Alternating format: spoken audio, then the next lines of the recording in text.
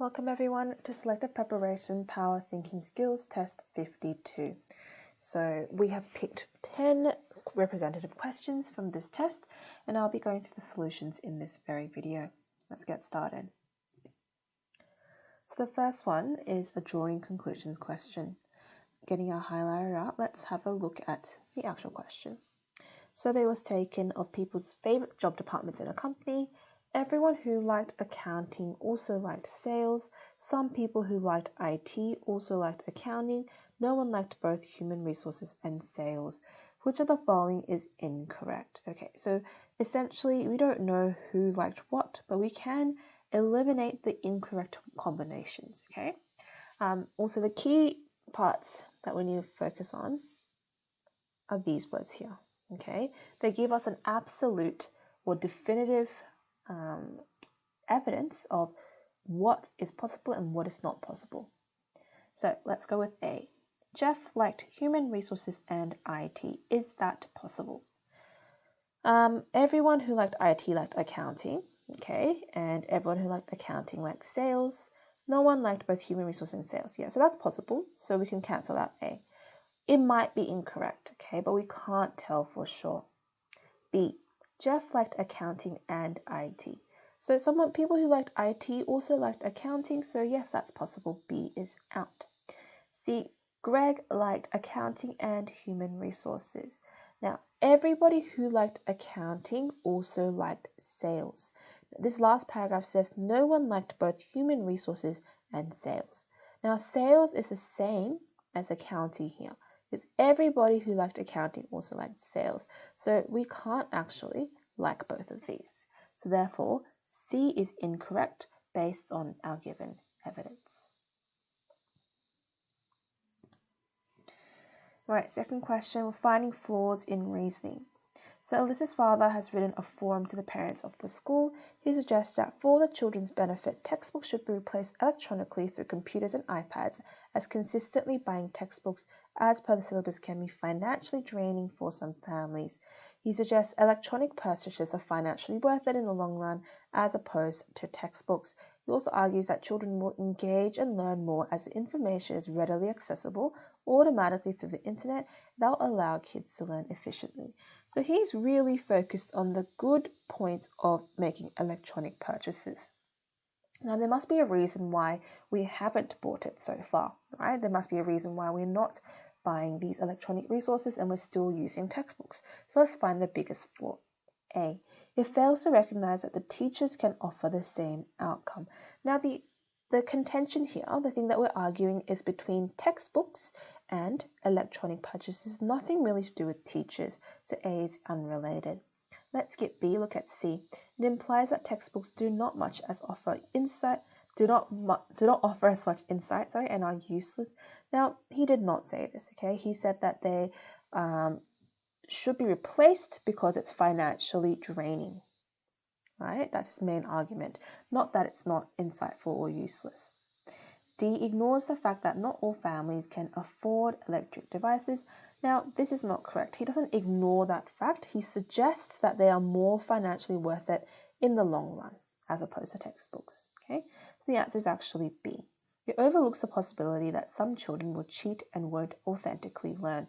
His main argument as to why electronic resources are good, okay, not in comparison, but just good, point blank, is that they engage the children more, right? They engage the children more and they help them learn more.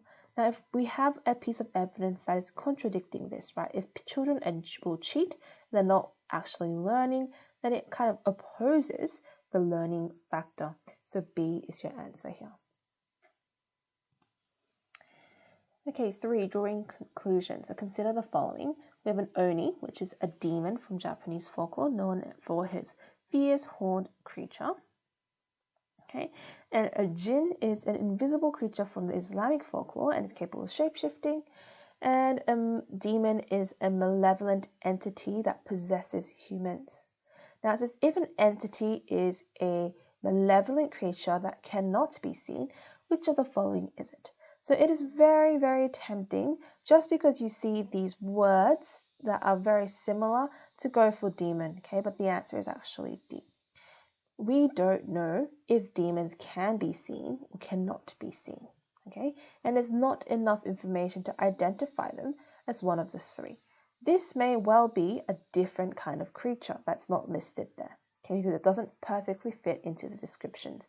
So it is safer to always pick not enough information if you don't have enough information, okay? But also don't just go ahead and pick that because you don't know, okay? At least have a look through and see if it can fit in with any of the above.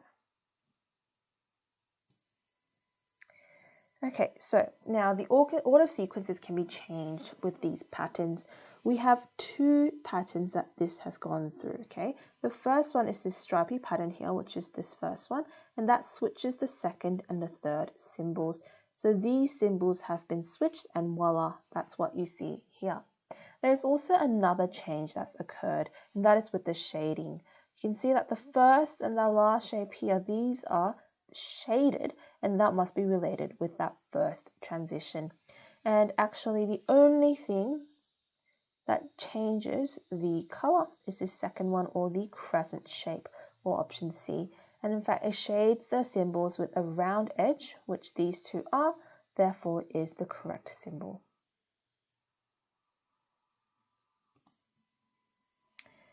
Five. Okay, a company rates its employees from 1 to 4.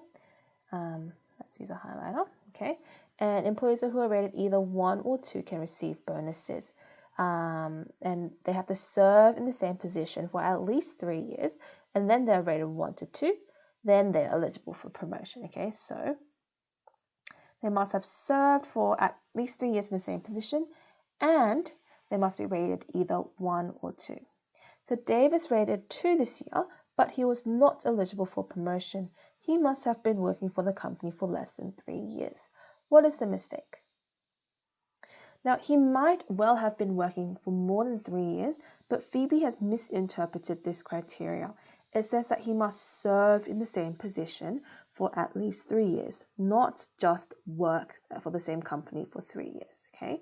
So C is actually the mistake here.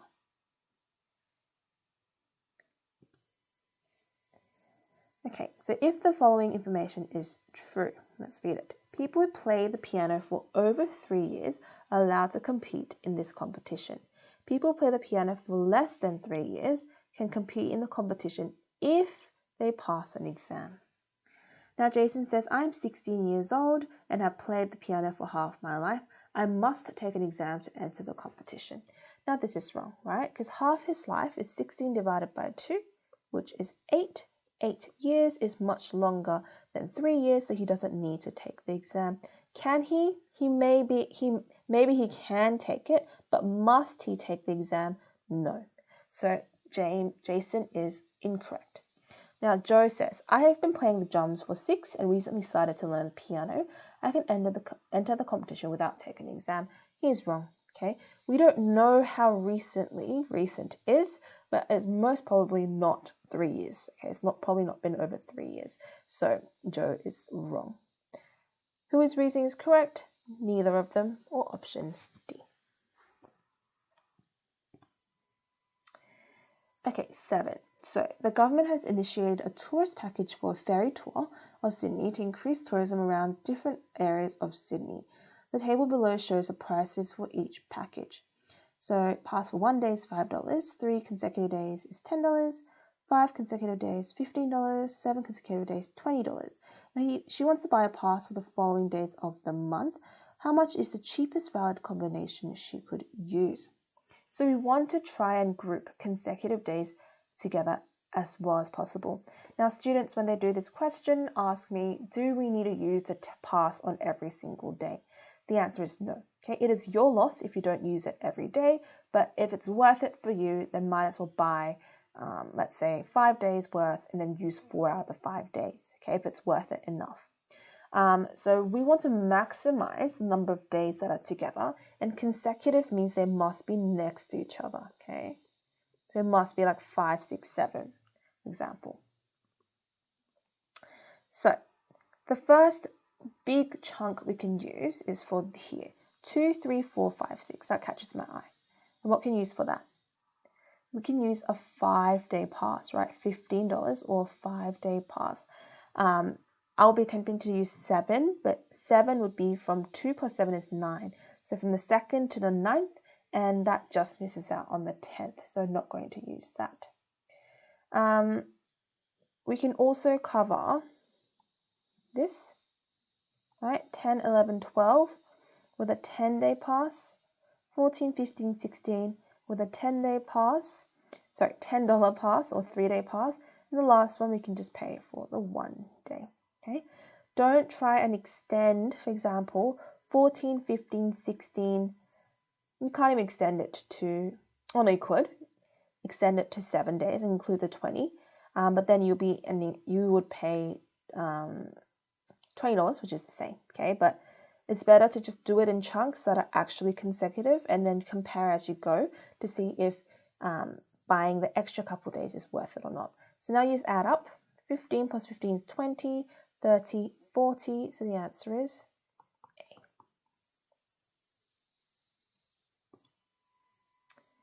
A. 8. Metal expands in hot weather. This is because the particles of the metal material vibrate more when heated and thus will slightly expand.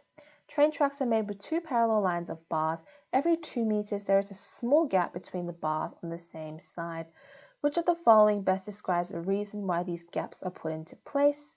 So we have basically just introduced metal expansion. Okay, so actually B is the answer. A and D don't really relate to any information given above, and it was an oversight, i.e. it was a mistake. That's not a great explanation, okay? There is definitely a reason because engineers of the tracks would not just let that slide, okay? It's a very big safety hazard, and B is the best answer here. Question 9. Catherine is an elite ice hockey player, recently injured her neck, and her doctor advises her to not play for 2 weeks. But then Catherine has her grand finals tomorrow and says, if I play tomorrow, since my neck feels normal now, I'll be okay, because when I walk and do other activities, I feel no pain. Now, you don't need to have hurt yourself before to know that that's a bad idea, right?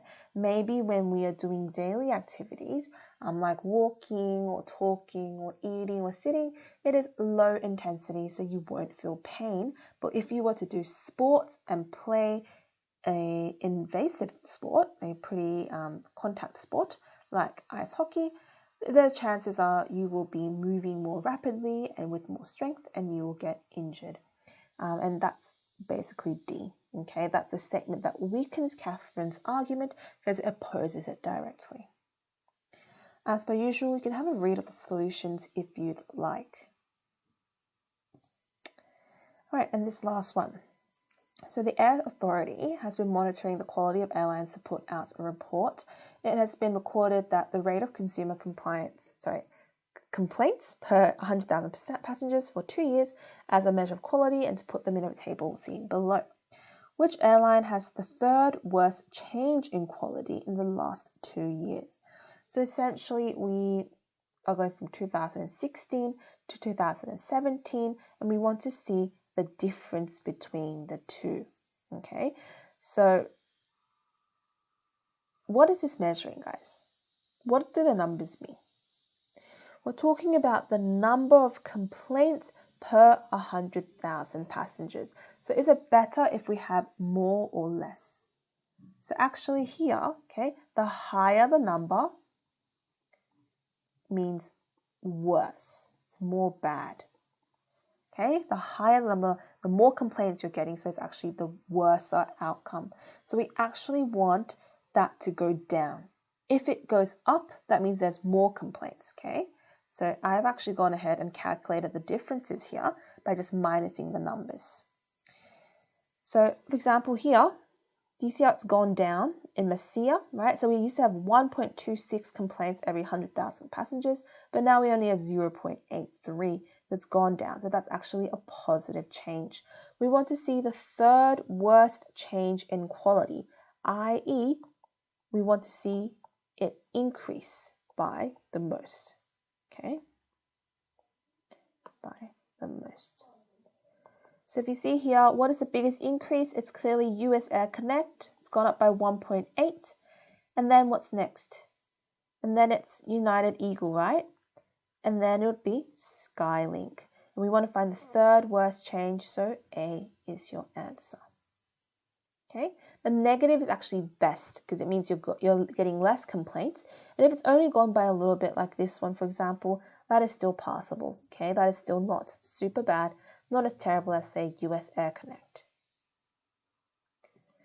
Okay, so going to write a key point from this test.